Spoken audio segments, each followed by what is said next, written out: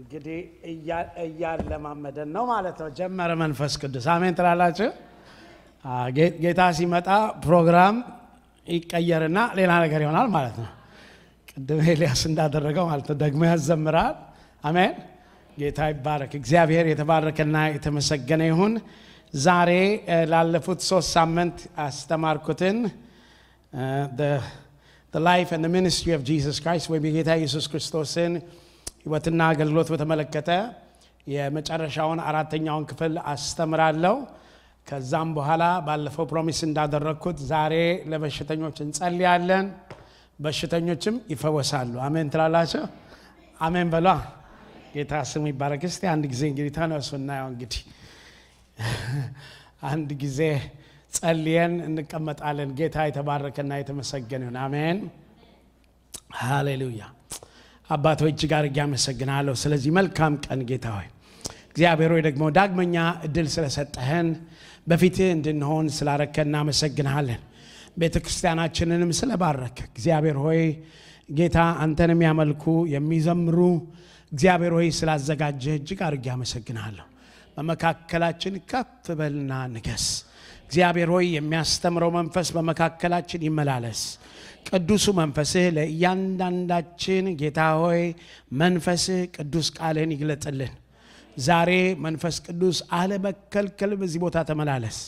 መገኘትህን እንዳሳወከን መገኘትህ እንደተሰማን ጌታ ሆይ በጌታ በኢየሱስ ክርስቶስም ለአንዲት ሰከንድ እንኳን ያ ከኛ እንዳይርቅ በኢየሱስ ክርስቶስም ጸልያለሁ። እግዚአብሔር ሆይ አንደበቴን እንደፈጣን ብዕር ጸሐፊ አድርገው፣ ቃልህን በፍጹም ግልጽነትና ድፍረት እንድናገር እርዳኝ። እግዚአብሔር አምላኬና አባቴ ሆይ ኖ ልጆችሽ ከእግዚአብሔር የተማሩ ይሆናሉ የልጆችሽም ሰላም የበዛ ይሆናል ተብሎ እንደተጻፈ እግዚአብሔር ሆይ አእምሯቸው ልባቸው የተከፈተ ይሁን፣ ካንተም ድምጽ ይስሙ፣ ሕይወታቸውም ድና ትቅር። ጌታ ሆይ አመሰግናለሁ። በዚህ ሰዓት በናዝሬቱ በኢየሱስ ክርስቶስ ስም እና ስልጣን ማንኛውንም አይነት አጋንንታዊ ተጽዕኖ፣ ማንኛውም አይነት አጋንንታዊ ፈላጻ፣ ማንኛውም አይነት ጠማማ መንፈስ እንዳይሰራ አዘዝኩት።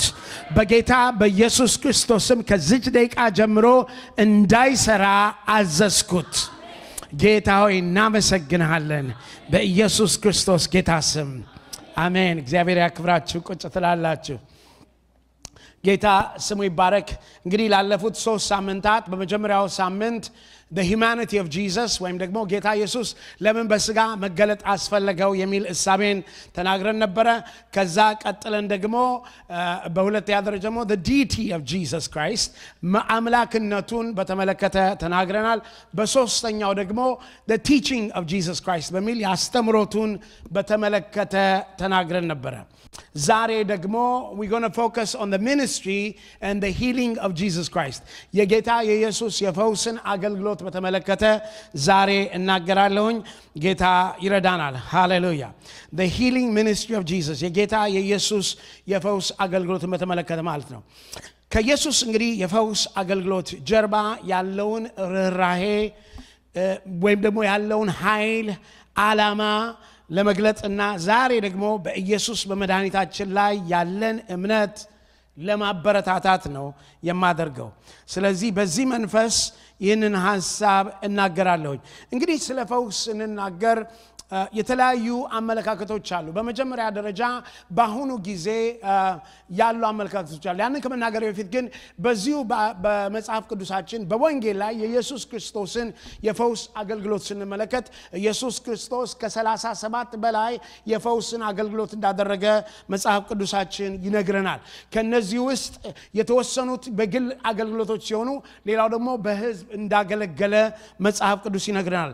በእነዚህ አገልግሎቶች ላይ ኢየሱስ ክርስቶስ አይነ ስውሮችን፣ ደንቆሮችን፣ ዲዳዎችን፣ ሽባዎችን እንደፈወሰ ይናገራል።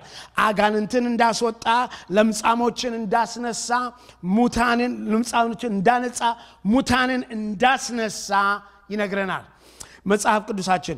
እንደዚሁም ደግሞ ከዚሁ አገልግሎት ላይ ከ10 እስከ 12 የሚሆኑ ደግሞ ጌታ ኢየሱስ የሰዎችን እምነት ኮንፈርም ሲያደርግና እምነትህ አድኖሃል፣ እምነትሽ አድኖሻል እያለ ጌታ ኢየሱስ ሲናገር እንሰማዋለን።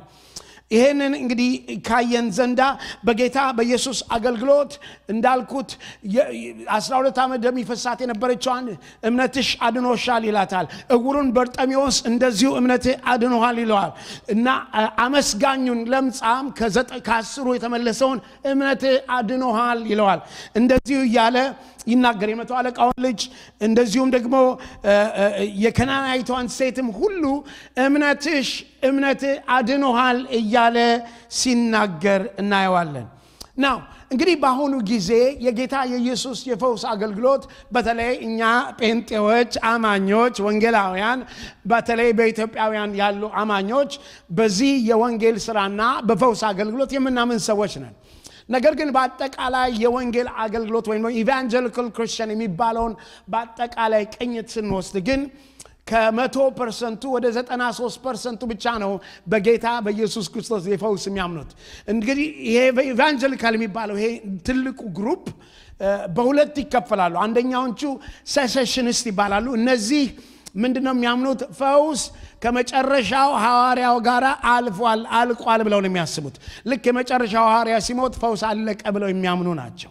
ሁለተኛዎቹ ግን ኮንቲኒዩስ የሚባሉት ናቸው፣ እኔና እናንተ የምንገኝበት ማለት። ይሄ ደግሞ የፈውስ አገልግሎት እንዳልቆመ የፈውስ አገልግሎት እንደሚቀጥል የምናምን ነው። አሜን ትላላችሁ? ስለዚህ ያንን የምናምን የፈውስ አገልግሎት በአሁኑ ጊዜም እንደሚሰራ እናምናለን። ፒው ሪሰርች የሚባል ሪሰርች አድርጎ ይህንን ስተዲ ሲያደርግ እንዳልኩት 93% የሚያህሉ ወንጌላ አማኞች በፈውስ ያምናሉ። ከዛ ውስጥ በ78% የሚሆኑት ለራሳቸው ፈውስን የጸለዩ ሲሆኑ 87% ደግሞ ለሌሎች በሽታ ፈውስን የጸለዩ ሰዎች እንዳሉ ስተዲው ያሳያል። ይህንን ማድረግ የፈለግኩበት አሁን ያለንበት እንድንመጣ ስለፈለግኩ ነው። ስለዚህ ፈውስ የትላንት ብቻ አይደለም። ፈውስ በኢየሱስ የነበረ ብቻ አይደለም። ፈውስ በደቀ መዛሙርቶቹ ጊዜ ብቻ የነበረ አይደለም።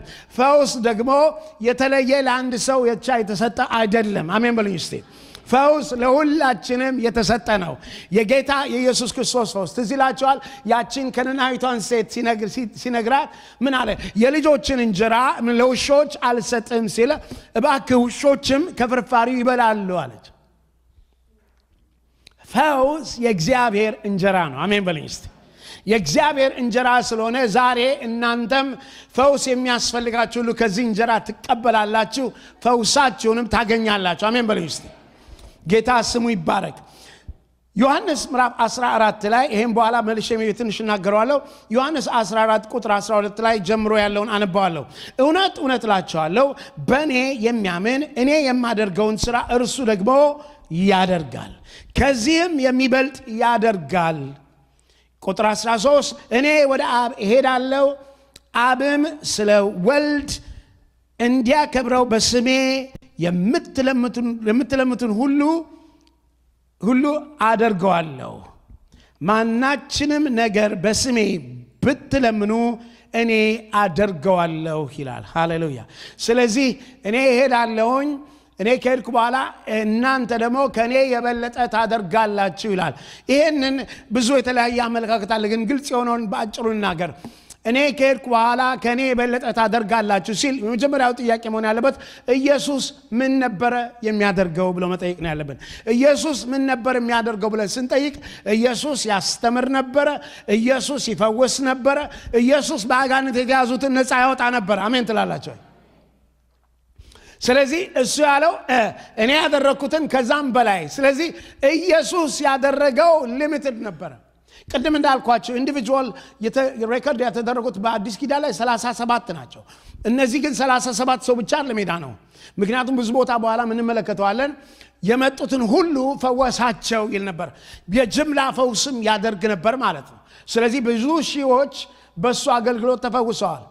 አሁን ግን በአሁኑ ጊዜ ከ2000 ዓመት በኋላ የወንጌል አማኞች ክርስቲያኖች ባሉበት አሁኑ ጊዜ ፈውሱን ስንመለከት በጣም በቁጥር የበዛ ነው። ምክንያቱም በዘመናት በሆነው ሁኔታ ማለት ነው።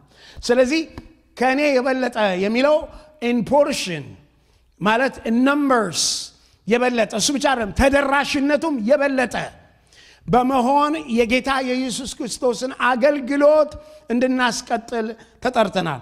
ስለዚህ በዚህ መንፈስ እንድታዩት ፈልጋለሁ። አሁን ማድረግ የምፈልገው ትንሽ ገባ እያልኩኝ አንዳንዱን የፈውሱን አገልግሎቶች ሜንሽን እያደረግኩኝ የጌታ የኢየሱስ የፈውስ አገልግሎትን እንድናየው ነው የምፈልገው።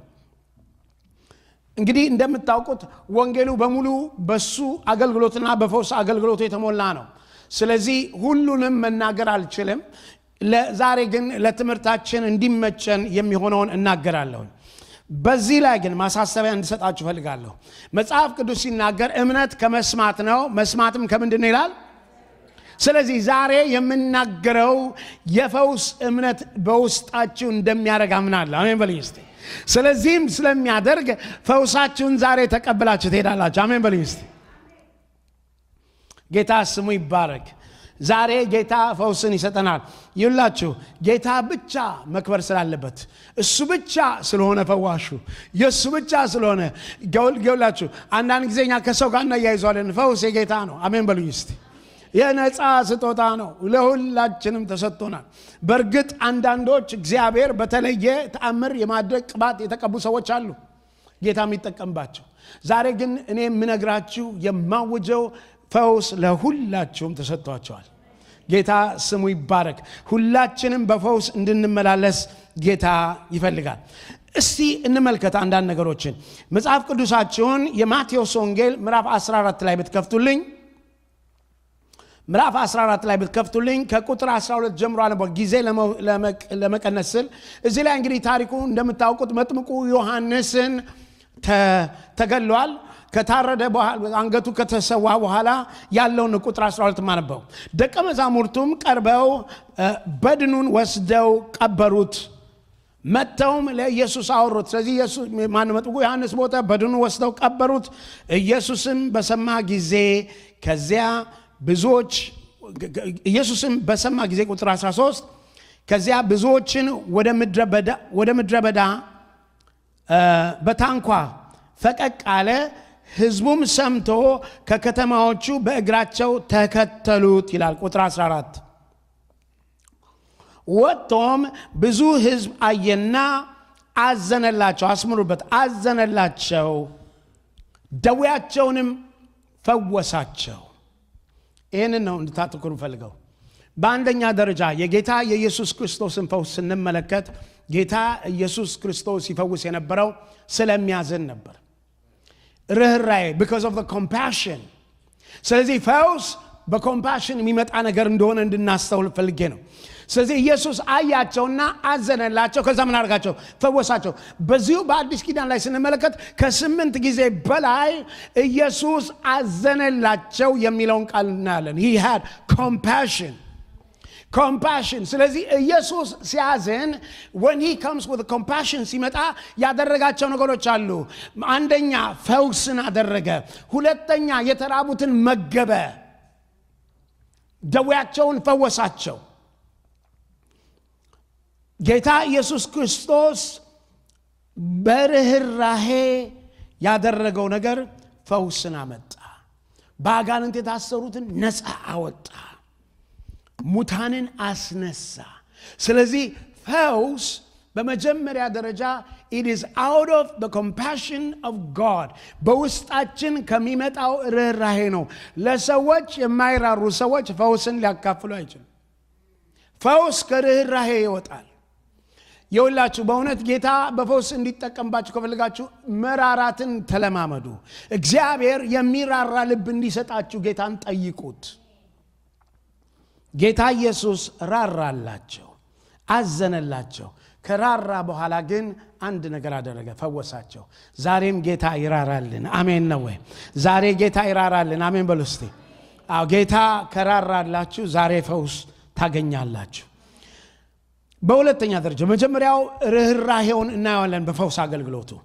በሁለተኛ ደረጃ ኢሳይያስ 53ን እንከፍታለን። ኢሳይያስ 53 በእውነት ደዌያችንን ተቀበለ፣ ሕመማችንንም ተሸክሟል። እኛም ደግሞ እንደተመታ በእግዚአብሔርም እንደተቀጸፈ እንደተቸገረም ቆጠር ነው። እርሱ ግን ስለ መተላለፋችን ቆሰለ፣ ስለ በደላችንም ደቀቀ። የደህንነታችንም ተግሣጽ በእርሱ ላይ ነበረ፣ በእርሱም ቁስል እኛ ተፈወስን። አሜን ነው ወይ? በማቁስል በእርሱ ቁስል እኛም ተፈወስን። ጌታ ኢየሱስ ክርስቶስ በመስቀል ላይ በዋለ ጊዜ ኢየሱስ ክርስቶስ እንዲያውም አንዳንድ የመጽሐፍ ቅዱስ አዋቂዎች ሲናገሩ ጌታ ኢየሱስን 39 ጊዜ እንደተገረፈ ወይም 40 ጊዜ የሚባል አለ። በዚህ ላይ ግን የሚባል አንድ ሳቢ አለ። የበሽታ ዋነኛ ነገሮች ራሳቸው 39 ናቸው ይላሉ። የሰማሁትን ነው ከራሴ አይደለም። ስለዚህ ምን ማለት ነው? ለእያንዳንዱ የበሽታ ስር ኢየሱስ ምን ብሏል? ተገርፏል። ወገኖች ባየነውም ጊዜ ይላል ደም ግባት አልነበረው ምን ወደው ዘንድ ጎስቋላ ነበረ። ታውቃላችሁ ማለት he was unrecognized ነበረ። በምን? ስለኛ ስለተገረፈ፣ ስለኛ ስለቆሰለ። ወገኖቼ ስለኛ ጅራፉ ስላረፈበት ቀላል አይደለም። የውላችሁ እነሱ ዝም ብሎ አይነት ጅራፍ አይደለም። በጅራፉ ላይ ብረቶች ነበሯቸው እና እያንዳንዱ ጅራፍ ባረፈበት ጊዜ ከጀርባው ላይ ስጋውን ያወጣው ነበረ። ታገሰልን፣ ህመምን ተቀበለልን። ለምን? እኔና እናንተ በሱ ቁስል ደዌያችን እንዲፈወስ። ወገኖቼ እነግራችኋለሁኝ you have to be serious about this። ይውላችሁ እውነቴን ነው። በቃ ደረቅ መሆን ካለባችሁ ጌታ ኢየሱስ ለእኔ ተገርፏል፣ በሱ መገረፍ በሱ ቁስል እኔ ተፈውሻለሁ፣ ፈውሴ የኔ ነች፣ ፈውስ የልጆች እንጀራ ነው ብለን we have to say that። አሜን በሉኝ እስቲ። ስለዚህ ፈውስ ለእግዚአብሔር ልጆች የሚሰጥ ነው። ስለዚህ በሁለተኛ ደረጃ ያደረገው ጌታ ኢየሱስ በአገልግሎቱ ማቴዎስ 8 ቁጥር 16 እስከ 17 ያለው ላይ እንደዚህ ይላል። ማቴዎስ ምዕራፍ 8 ከቁጥር 16 እስከ 17 ያለው በመሸም ጊዜ አጋንንት ያደረባቸውን ብዙዎችን ወደ እርሱ አመጡ። በነቢዩ በኢሳይያስ አሁን ያነበብኩት ማለት ነው። እርሱ ድካማችንን ተቀበለ፣ ደዌያችንን ተሸከመ የተባለው ይፈጸም ዘንድ መናፍስትን በቃሉ አወጣ፣ የታመሙትንም ሁሉ ፈወሰ። በሁለተኛ ደረጃ ኢየሱስ ክርስቶስ ያደረገው የፈውስ አገልግሎት የተነገረው ትንቢቱ ይፈጸም ዘንድ ነበረ። በርህራሄ ያደረገው። በሁለተኛ ደግሞ ትንቢቱ ይፈጸም ዘንድ በአንደኛ ጴጥሮስ ምዕራፍ 2 ቁጥር 24 ላይ ሲናገር ለኃጢአት ሞት ለጽድቅ እንድንኖር እርሱ ራሱ በስጋው ኃጢአታችንን በእንጨት ላይ ተሸከመ፣ በመገረፉ ቁስል ተፈወሳችሁ። በመገረፉ ቁስል ተፈወሳችሁ። ፈውስ ያለቀ ነገር ነው። ፈውስ በመስቀል ላይ የተደረገ ነገር ነው። ፈውስ ጌታ ኢየሱስ የፈጸመልን ስራ ነው። ወገኖቼ ይውላችሁ እንደ ክርስቲያን አማኞች ለኛ የተደረገው ነገር አንዱ ክርስቶስ ኢየሱስ ሁሉን ነገር ሰርቶ ጨርሶ ባለቀ ነገር ላይ ህይወት ነው ከፈተልን። አሜን በሉኝ እስቲ። ጌታ ኖሮልን፣ ጌታ ተዋግቶልን፣ ጌታ ከፍሎልን፣ ጌታ ቀንበር ሰብሮልን። አሜን ነው ወይ? ያንን ካደረገ በኋላ ይውላችኋል። ምክንያቱም ክርስትና ሰንበት ነው። ሃሌሉያ! የእረፍት ህይወት ነው። ለዚህ ነው እናንተ ሸክም የከበደባችሁ ወደ እኔ ኑ ምን አሳርፋችኋለሁ። የእረፍት ህይወት ነው። ይሄ ማለት ውጊያ የለም ማለት አይደለም። ይሄ ማለት ችግር የለም ማለት አይደለም። ነገር ግን በውስጥ ያለ እረፍት አለ። አዎ ምንም አላክ ቤት የዘመረችው ምንም ቢናዋወጥ ምንድነው አንድ መዝሙር አላት። በቃ ባለት በይ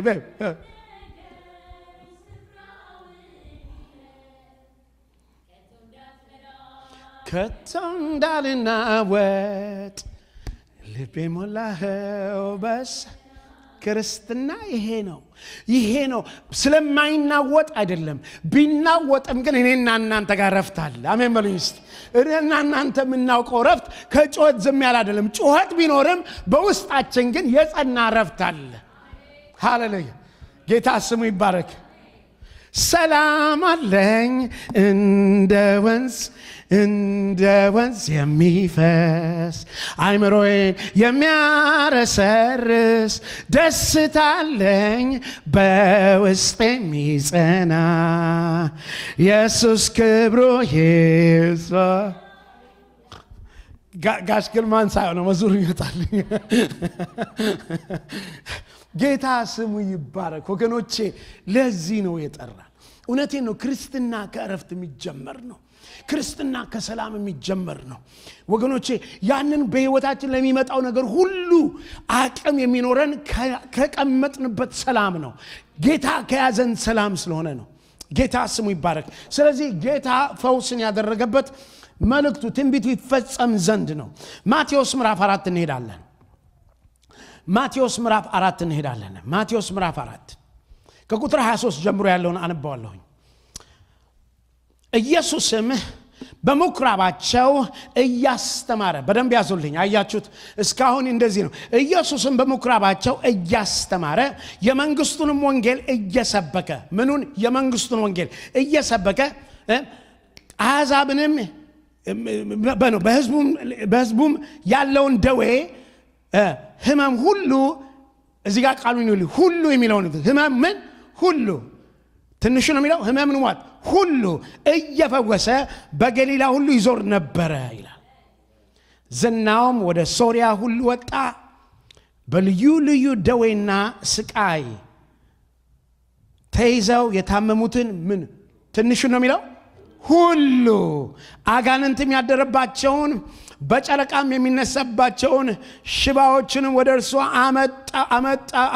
አመጡ ምን አረጋቸው ፈወሳቸው ይነዋት ብዙ ጊዜ ጥያቄ ያለን ምንድነው ለምንድነው ሰው ሁሉ የማይፈወሰው እኔ አላውቅም አውሽ መርሱም ባውቀው ግን ጌታ እንደምናውቀው ግን የመጡትን ሁሉ ምን አርጋ ፈወሰ ስለዚህ ዛሬም ጌታ የመጡትን ሁሉ ይፈውሳል ብዬ አምናለሁ አለመፈወስን ለምን እንዳልተፈወሰን አላውቅም በቃ ይኸውላችሁ ብዙ ጊዜ የምንሳሳተው ሁሉን የምናውቅ ሲመስለን ወይም ሁሉን ያወቀን ሲመስለን ሌላው ደግሞ ለሁሉም መልስ ያለን ሲመስለን ነው የለኝም ጌታ ማውቀው እንደሚፈውስ ነው ጌታ ማውቀው ስለኔ ስለ ኃጢአቴ ስለ በደሌ እንደሞተና ስለኔ እንደተገረፈ እንደቆሰለ በሱም ቁስል እንደተፈወስኩ ነው ማምነው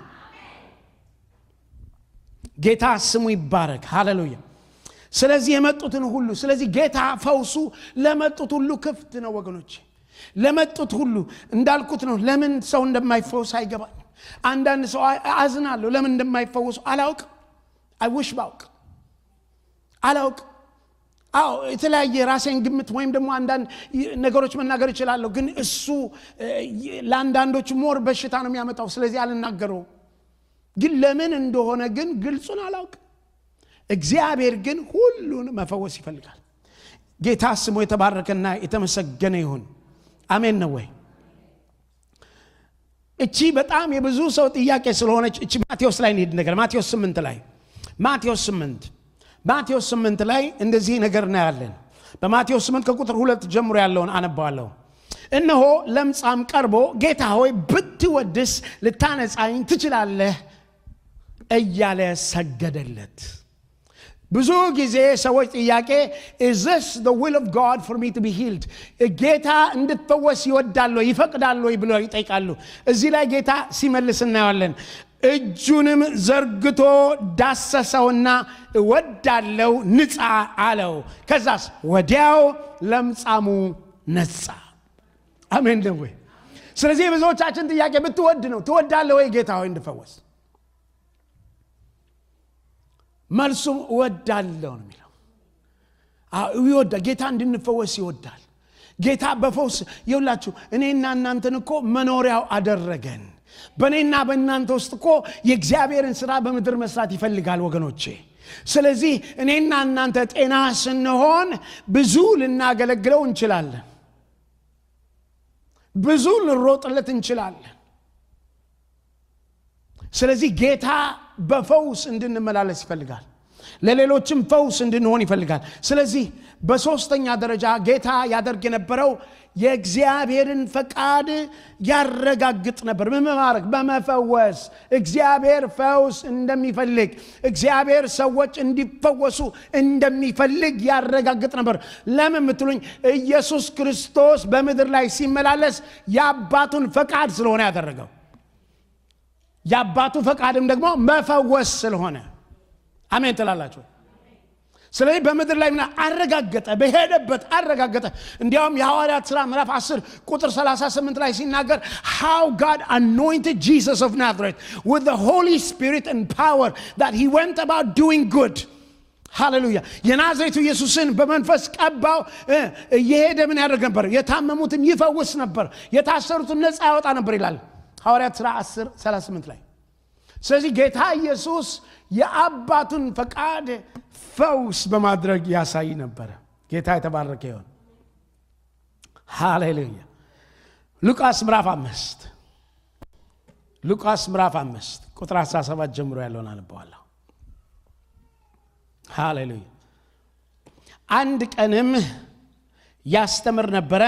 ከገሊላም ከይሁዳም መንገዶች ሁሉ ከኢየሩሳሌም መጥተው የነበሩ የፈሪሳውያን የሕግ መምህራን ይቀመጡ ነበረ። እርሱም እንዲፈውስ የጌታ ኃይል ሆነለት። I like the English ሚላል and the presence of the Lord was there to heal them ይላል።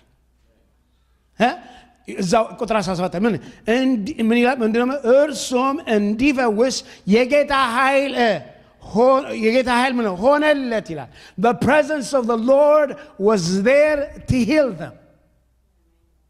በጣም ነው የሚገርመኝ እዚህ ጋር ግን እንግዲህ ይኖት ሁሉ ነገር ስላልተጻፈልን ሊሆን ይችላል። ከዛ በኋላ እነሆ አንድ ሽባ በአልጋ ተሸክመው አመጡ። ይኸውላችሁ I want you to have the picture። እሱ የነበረበት በአንድ ቤት ውስጥ ሆኖ ምን ያደርጋል? ያስተምር ነበረ። ብዙ ሰዎችም ነበሩ። ከየቦታው መጥተው ነበር። ከገሊላም መጥተው ነበር፣ ከይሁዳም መጥተው ነበር። ምን ጻፎችም ፈሪሳውያኖችም ተቀምጠው ነበር። ቤቱ ሞልቶ ነበር። ሊፈውሳቸውም የእግዚአብሔር መንፈስ ተገኝቶ ነበር። እዚህ ጋር ግን አንድም ሰው ሲፈወስ አላየንም። ሰዎቹ ሽባ ይዘው መጡ። ይሄንን ሽባ ሊያስገቡት አልቻሉም። ለምን? ቤቱ በሰው ሞልቶ ነበረ። የእግዚአብሔር መንፈስ ሊፈውሳቸው በዛ ነበረ። ሽባውን በበር ማስገባት ስላልቻሉ የቤቱን ጣራ ናዱና ሽባውን ከነንትኑ ምን አድርጎ አስገቡት ይላል። ወገኖች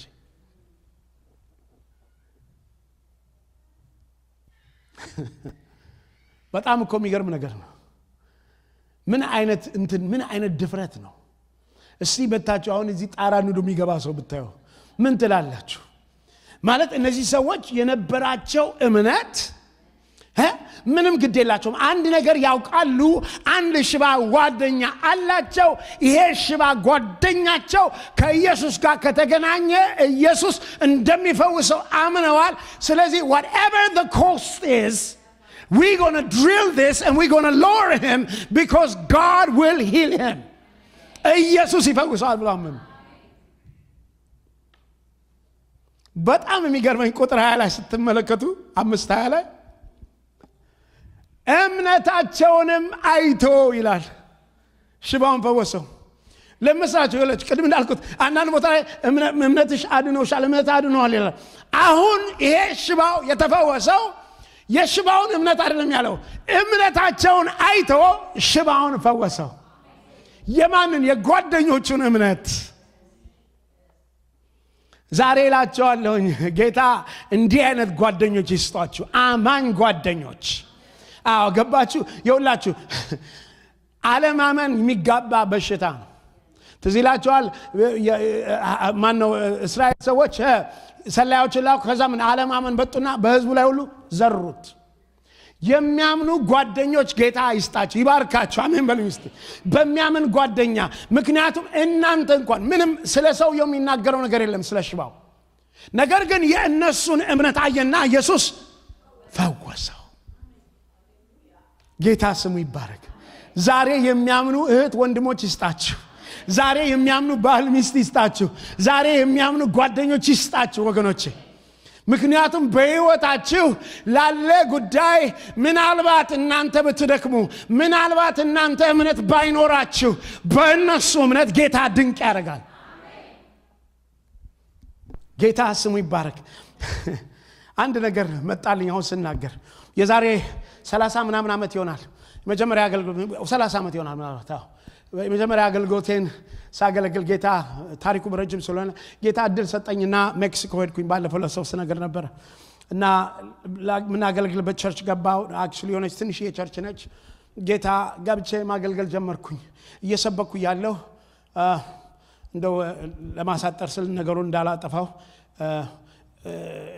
መጀመሪያ ከመጽሐፍ ቅዱስ ትምህርት ቤት እንደወጣሁ ነው ላገለግል ነው ሄድኩት። ከዛ ተዘጋጅቼ የመጣሁበትን ጌታ ዝም አለኝ። ከዛ በቃ ምን ብዬ ላገልግል ተጨነኩ። ጌታ ልታዋርደኝ ነው እንዴ ሜክሲኮ ድረስ መጥቼ ከዛ በቃ ከዛ በስንት መከራ ዝም ብሎኝ በቃ መጨረሻ ላይ ፑልፒት ላይ ሲወጣ ጌታ መልእክት ሰጠኝ። የሰጠኝ መልእክት የነበረው ንገራቸው ተራራቸውን እኔ ሪሙቭ አድርገዋለሁ አለኝ ጌታ። ከዛ ማርቆስ 11 ላይ ያለው ጌታ እንዲህ ይላቸዋል ተራራችሁን ያስወግደዋል። እና እኔ ምን ተራራ እንዳለባቸው አላውቅም፣ ግን ተራራውን ጌታ ዛሬ ያነሳዋል አልኳቸው። ከዛ እኔ እንደዚህ ያልኩ እየሰበኩ እንዳለ ጉባኤው ማልቀስ ጀመረና የጌታ መገኘት በጣም ነበርና ጉባኤው ሲያለቅስ ደነገጥኩኝ። አስተርጓሚው ምን እያልካቸው ነው እነዚህ ሰዎች የሚያለቅሱት አልኩት።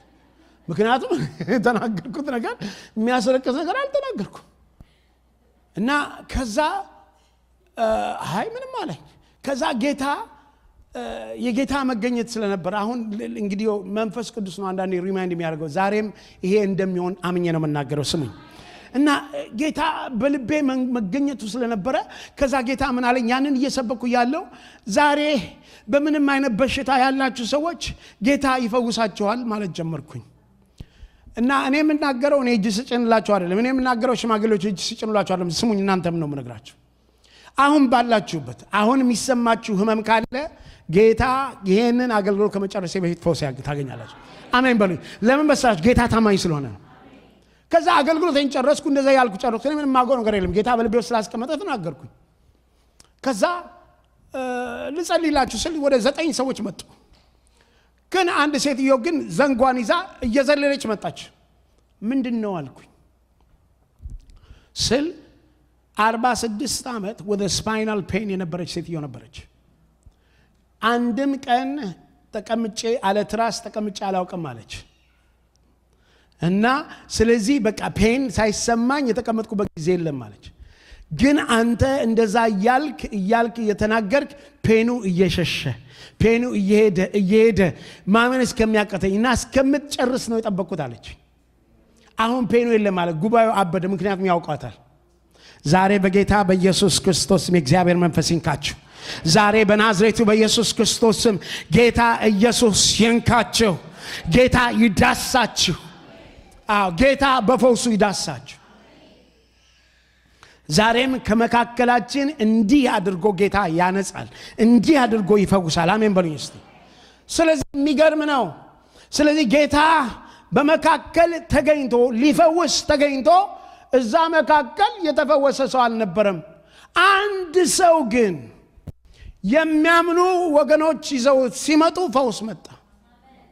ይኸውላችሁ ይሄን ደግሞ መጽሐፍ ቅዱስ ያሳየናል፣ ሚስጥሩ ያሳየናል። ይሄን ሚስጥር መሰላችሁ ጌታ ኢየሱስ ክርስቶስን የሚቀሰቅሰው ጌታ ኢየሱስ ክርስቶስን እጁን የሚያንቀሳቅሰው እምነት ነው።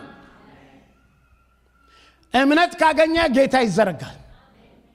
ስለዚህ እንደው ብንቸገር አለማመኔን ጌታ እርዳው ማለት ነው የሚያስፈልገው እንጂ በእምነት መቆም አለብን። ለምን? ጌታ ፈውሱን እንዲያመጣ። እዛው ላይ እንደምታዩት ነው። ከዛ ባለፈው ስለተናገርኩት አልሄድም። ወረድ ብለን እንዴት ነው አንተ ተነሳ የምትለው ኃጢአት ተሰረየልህ ምናምን ብለው ግርግሩን ሰምታችሁ ስለዚህ አልትቻለሁ አልፌያለሁ። ባለፈው ስላስተማርኩት ግን አስተውሉ፣ ጌታ እምነትን ይፈልጋል። ስለዚህ በግፊያ ውስጥ ብዙ ህዝብ ባለበት ምን ማለት ነው? ተመልከቱ ወገኖቼ፣ ምን ማለት ወቀላችሁ? አንዳንድ ጊዜ መንፈስ ቅዱስ ተገኝቶ እንኳን እኛ በእምነት ስላልተገናኘን ፈውስ ሊያልፈን ይችላል ማለት ነው። ፈውሱ ያለፈን ጌታ ስለሌለ አይደለም። ፈውሱ ያለፈን የጌታ መንፈስ በመካከላችን ስለሌለ አይደለም። ነገር ግን እኛ ስላልተገናኘን ነው። ጌታ ይረዳናል። አሜን ትላላችሁ? አሜን። ጌታ ስሙ ይባረክ። ማርቆስ 10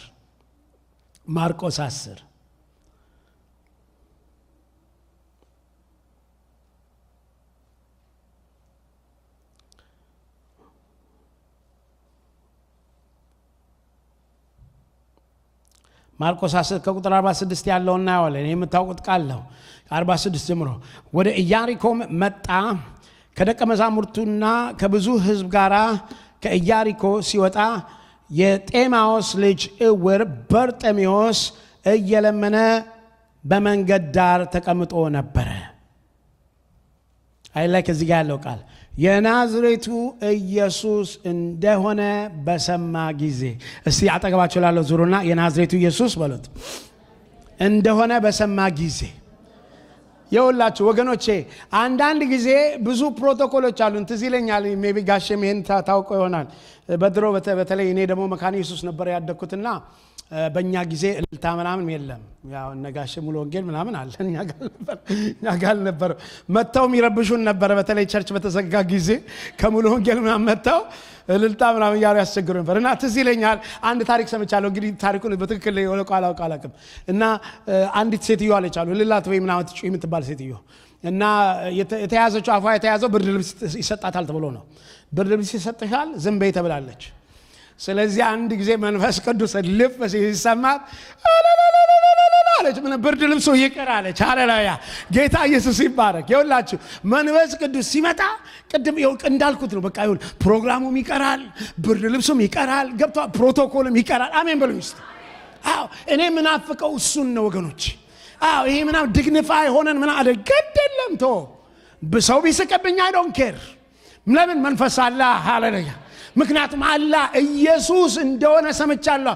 ስለዚህ ይሄ ብላይንድ በርጤሜዎስ ወይም ምን ሆነ እሱ እንደሆነ በሰማ ጊዜ ያሉ የናዝሬቱ ኢየሱስ እንደሆነ በሰማ ጊዜ የዳዊት ልጅ ሆይ ኢየሱስ ሆይ ማረኝ እያለ ይጮሃል። ወገኖቼ ኢየሱስ እንዳለ ካወቃችሁ መጮህ ነው የሚያስፈልገው። ማረኝ ማለት ነው መጥራት ነው የሚያስፈልገው። የዳዊት ልጅ ሆይ ማረኝ እያለ ይጮህ ጀመር። ብዙዎችም ወገኖች ስሙ ይሉት ብዙዎችም ዝም እንዲል ገሰጹት። አንዳንድ ጊዜ ይኸውላችሁ ጌታ ነገር ሲመጣ ግድ የለም የሚሉ አሉ። አትጨነቁ እንደዛ የሚሉ ሰዎች። እናንተ ማረጋገጥ ያለባችሁ ጌታ ነው ወይ የጌታ መንፈስ ነው። ሌላውን ተውት። ሌላ የጌታ ከሆነ መንፈሱ ከሆነ የፈለጉት ዝም በሉ ይበሏቸው ግድ የለም። ከዛ ዝም በል ይሉት ጀመር። እሱ ግን ይላል አብዝቶ ምን አደረገ? ጮኸ። የሚሰማ አለ ሃሌሉያ፣ የሚያይ አለ ሃሌሉያ። ከዛ ምን አለ? አምጡት አለ። እነዛ ዝም በል ያሉት ሰዎች ይጠራሃል ማለት ጀመሩ። ኢየሱስ ጌታ ነው። አሜን ነው ወይ? ዝም በል ያሉት ሰዎች ይጠራሃል ማለት ጀመሩ። ይጠራሃል አሉት። ጌታ ኢየሱስ ተገናኘው። ምን አደርግልህ ዘንድ ትወዳለህ? አይ ዘንድ። ስለዚህ ወገኖቼ ኢየሱስ እንዳለ ሲሰማችሁ ተውት። ግድ የለም ኢየሱስ ይኑር እንጂ። ምክንያቱም የእናንተ ህይወት የእናንተን ማንነት የሚያውቀሱ ነው። እናንተ የሚያስፈልጋችሁን የሚያውቀሱ ነው ወገኖቼ። መድኃኒት ከሱ ነው ወገኖቼ። ጌታ የሚፈውስ እሱ ነው፣ ሌላ አይደለም። ስለዚህ እሱ እንደሆነ ካወቃችሁ የሙጥኝ በሉ ወገኖች። ምክንያቱም ሌላው ዝም ብሎ ነው። ስለዚህ የውላችሁ ዛሬ የምላችሁ በህይወታችሁ ጌታ እንደሆነ ስታውቁ፣ መገኘቱ ሲገባችሁ፣ መንፈስ ሲመሰክርላችሁ፣ እኔ ዝም ብላችሁ በዱዓል ያልኩት ጌታ እንደሆነ ስታውቁ፣ መንፈሱ ሲነካችሁ ተለቀቁ ለጌታ። የዛ ጊዜ ፈውሳችሁ ይመጣል። የዛ ጊዜ የጥያቄያችሁ መልስ ይመጣል። የዛ ጊዜ ቀንበር ይሰበራል። የዛ ጊዜ ሸክም ይነሳል። ምክንያቱም አሁን ኢየሱስ ነው ያለው። ሌላ ታሪክ ትዝ አለኝ። እዚህ ልናገረው አላሰብኩትም። ለ38 ዓመት በአልጋ ላይ የነበረ ሰው ታውቃላችሁ። በተስዳ በሚባለው ፑል ሆኖ ይቀመጥ የነበረ ሰው እና ምን ይላል?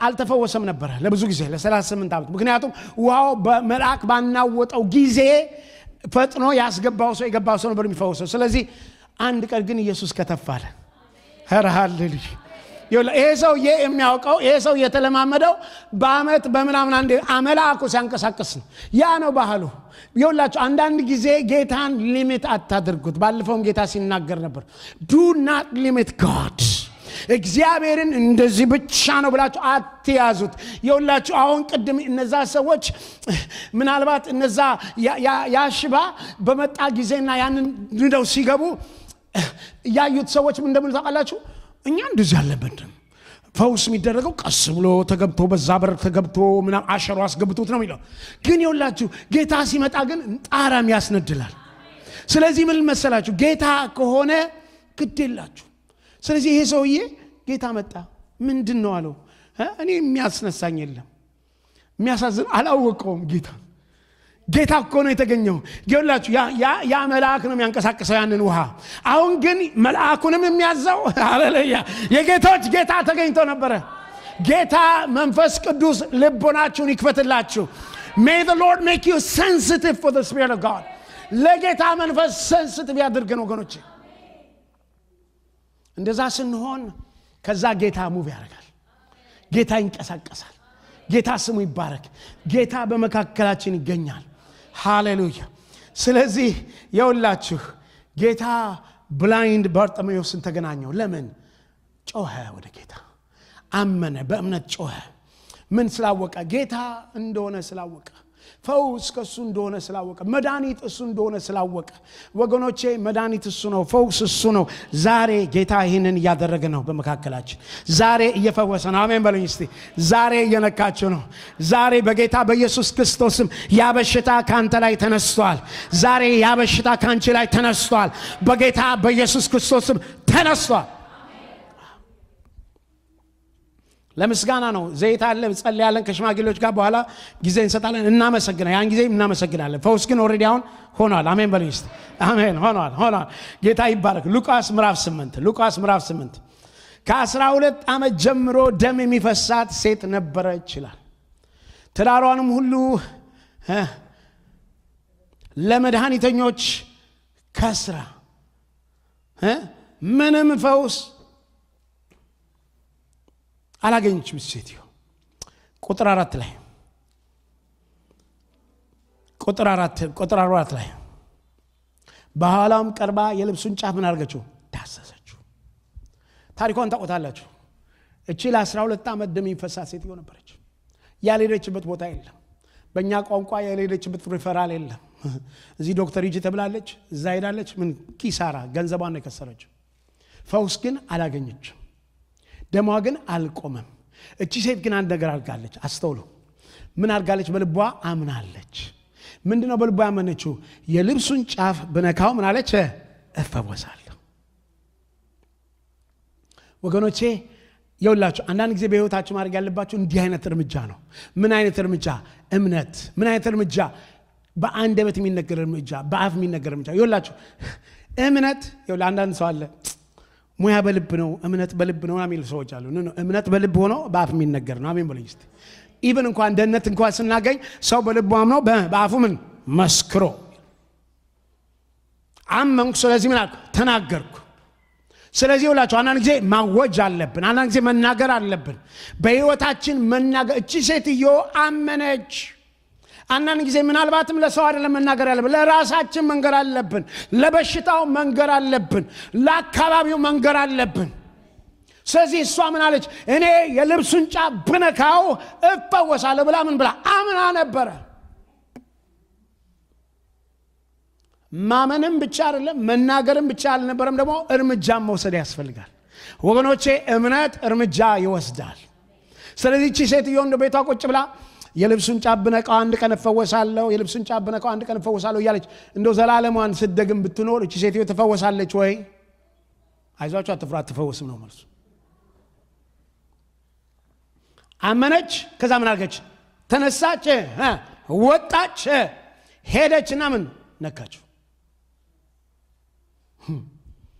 ብዙ ሰው ምን ያደርገው ነበር ያጋፋው ነበር ብዙ ሰው አጠገቡ ነበር እቺ ሴትዮ አንደኛ መርከስ ልታረክስ ነው የምትረከው የተቀደሰ ነው የምትልከው። ደም የፈሳት ነው። ደም የፈሰሰው ሰው ኦልሬዲ ርኩስ ነው በእነሱ።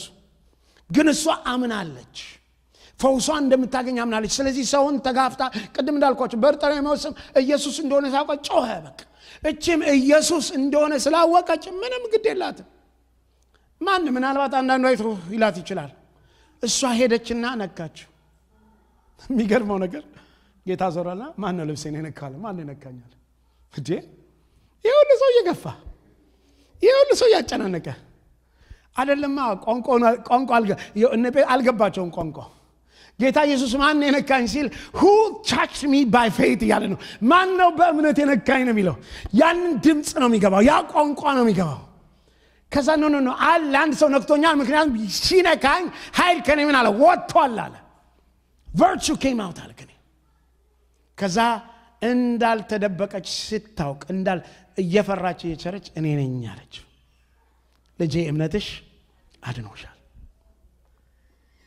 ወገኖቼ ይውላችሁ በጌታ አምነን በልባችን ተናግረን ለሲቹዌሽናችን ተናግረን ለበሽታችን ተናግረን ነው ለሁኔታው ለተራራው ተናግረን ነው በልባችን አምነን እንደምንም ተስበን ከጌታ ጋር በጸሎት ቢሆን በለቅሶ ቢሆን በመልጃ ቢሆን በምን ቢሆን በአምልኮ ቢሆን እንደምንም ጌታ መገናኘት። ያን ጊዜ ምን ይሆናል መሰለህ? ኃይል ይወጣል፣ ፈውስ ይመጣል። ጌታ ስሙ ይባረክ። ከዛ ሰውነታችሁ ድና ትቀራለች።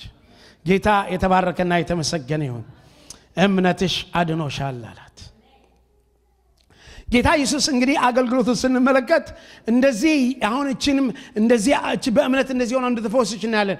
በአገልግሎቱ ላይ እሱ በቃል ብቻ ይፈወሳቸዋል፣ እጅ በመጫን ይፈወሳቸዋል።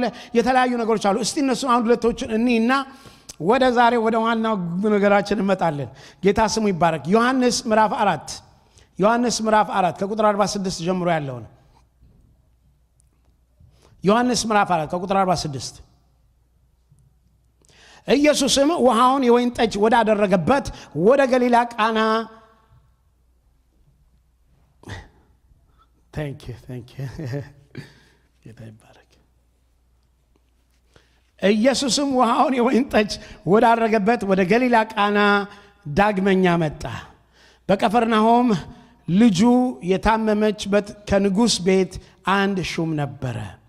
እርሱም ኢየሱስ ከይሁዳ ወደ ገሊላ እንደመጣ ሰምቶ ልጄ ሊሞት ስላለው ወደ እርሱ ሂድ፣ ወርደህም እንዲፈውስ ለመነው። ስለዚህም ኢየሱስ ምንድን ያለው? ምልክትና ድንቅ ነገር ካላያችሁ ከቶ አታምኑም አለው። ጌታ ሆይ ብላቴናዬ ሳይሞት ውረድ አለው። ኢየሱስ ሂድ፣ ልጅህ በሕይወት አለ አለው ይላል። ሰውየውም ኢየሱስ የነገረውን ቃል አምኖ ሄደ። ወገኖቼ ስለዚህ ኢየሱስ ክርስቶስ ቃል ይናገር ነበረ። ሰው አመነ፣ ከዛ ሄደ። ታሪኩ እንደምታውቁት ነው። ከዛም ሄዶ ፋይንድ አውት ሲያደርግ ኢየሱስ በተናገረበት ሰዓት ምን ሆኖ ነበር? ያ ሰው ተፈውሶ ነበር። ሌላ እንደዚሁ ታሪክ እናያለን። እሱም ደግሞ የመቶ አለቃው ታሪክ ነው። የመቶ አለቃው ታሪክም እንደዚሁ ነው የሆነው። እሱም ጌታ ሆይ ብላቴናዬ ታሟል ብሎ ይጠይቀዋል። ሴንቹሪየን የሚባለው ማለት ነው። እሱ ደግሞ ማቴዎስ 8 ላይ ያለው ነው። ማቴዎስ 8 ከቁጥር 6 ጀምሮ። ከዛ እንደምታውቁት ይሄ ሰው ግን ምን አለ? ኢየሱስ ነው በቤቴ ልትገባ አይገባህም አለው። እኔም ራሴ ሹም ነኝ፣ እኔም አውቃለሁ። አንዱን ሂድ ስለው ይሄዳል፣ አንዱን ና ስለው ይመጣል። ስለዚህ አንተ ማድረግ ያለብህ አለው ምንድን? ቃል ብቻ ተናገር። ሃሌሉያ። ስለዚህ ዛሬ ቃል ልኮ ይፈውሳል። ዛሬ በጌታ በኢየሱስ ክርስቶስ ስም እነሆ ለቤተሰቦቻችሁ እዚህ ላልመጡት ሰዎች ዛሬ ቃል እንልካለን። እሱ መጽሐፍ ቅዱስ ቃልም ላከ ፈወሳቸው ተብሎ እንደተጻፈ ዛሬ ቃሉን እንልካለን። የምታምኑ ሰዎች ቤተሰብ ላላችሁ ለምታምኑ እጆቻችሁን አንሱ። ጸልያለሁ። በጌታ በኢየሱስ ክርስቶስም ዛሬ ቃል እንልካለን። በተኙበት አልጋ እንልካለን። በተቀመጡበት ቦታ እንልካለን። የማያረጀውን የእግዚአብሔርን ቃል የጌታን ቃል እንልካለን። ደዌውም ይፈወሳል፣ በሽተኛውም ይፈወሳል። ጌታ ቃል ልኮ እንደፈወሰ እኛም የጌታን ቃል እንልካለን፣ እነሱም ይፈወሳሉ በኢየሱስ ክርስቶስ። ስለዚህ ጌታም ቃል ልኮ ፈወሰ፣ ይፈውሳል። ሃሌሉያ።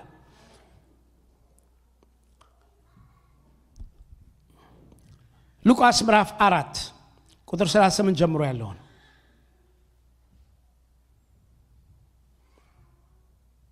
በምኩራብም ተነስተው ወደ ስምዖን ቤት ገቡ። የስምዖንም አማት በብርቱ ንዳድ ታማ ነበረ። ስለ እርሷም ለመኑት።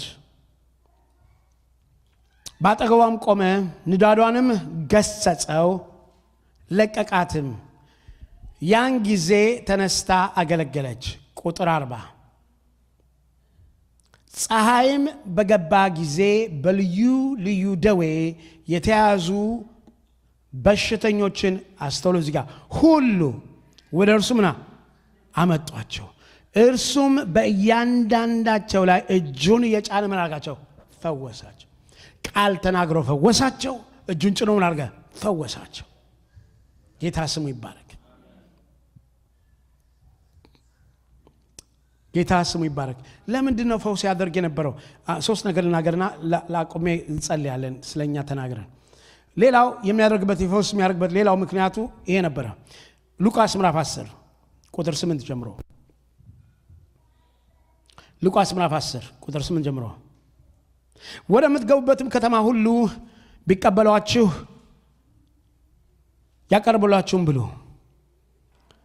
በእርሱም ያሉትን ደዌዎች ፈውሱና በዛም ያሉትን ደዌዎች ፈውሱና እንደዚህ ብሏቸው የእግዚአብሔር መንግሥት ወደ እናንተ ቀርባለች በሏቸው።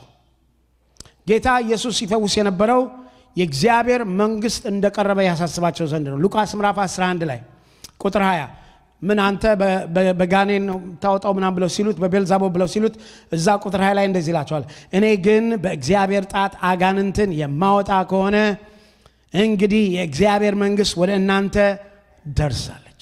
ስለዚህ የእግዚአብሔር መንግሥት እንደደረሰ ያሳውቃቸው ዘንድ ይፈውስ ነበረ። ጌታ ይህንን ያደርግ ነበረ። እና እናንተ ጌታን አምነን ስንድን የሆነው ነገር ደህንነት ውስጥ ነው የገባ ነው። ደህንነት የሳልቬሽን የሚባለው ቃል የግሪኩ ቃል ሶዞ የሚባለው ቃል ነው። ሶዞ የሚባለው ቃል to be saved, to be healed and to be delivered ማለት ነው። ምን ማለት ነው? መፈወስ፣ መዳን እና ነፃ መውጣት። ስለዚህ ሰው ሲድን ተፈወሷል፣ ነፃ ወጥቷል ማለት ነው። አሜን ትላላችሁ ወይ? ጥያቄ ይኖራቸዋል። እንዴ አንዳንድ ሰዎች እኮ አልተፈወሱም። ቅድም እንዳልኳቸው አላውቅም። ጌታን ጠይቁ። አላውቅም ለምን እንዳልተፈወሱ። ነገር ግን ይሄ ደህንነት ስናገኝ ጌታ እኛን ከበሽታ ሊፈውሰን፣ ህይወታችንን ከመንፈሳዊ በሽታ ሊፈውሰን፣ ከኃጢአት በሽታ ሊፈውሰን፣ ከስጋ በሽታ ሊፈውሰን። አሜን ነው ወይ? ከሞት ሊያድነን፣ ወደ እረፍት ሊያስገባን ነው የጠራ።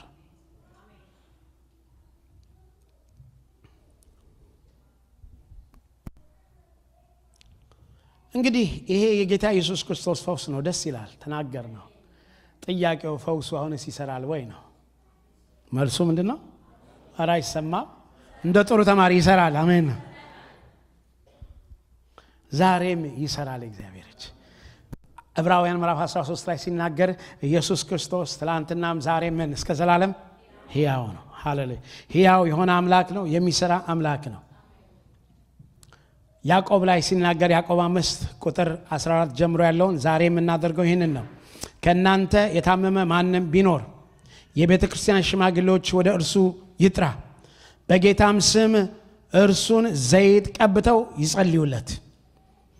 የእምነትም ጸሎት ደዌውን ምን ያደርጋል? ያድናል። ጌታም ያስነሳዋል።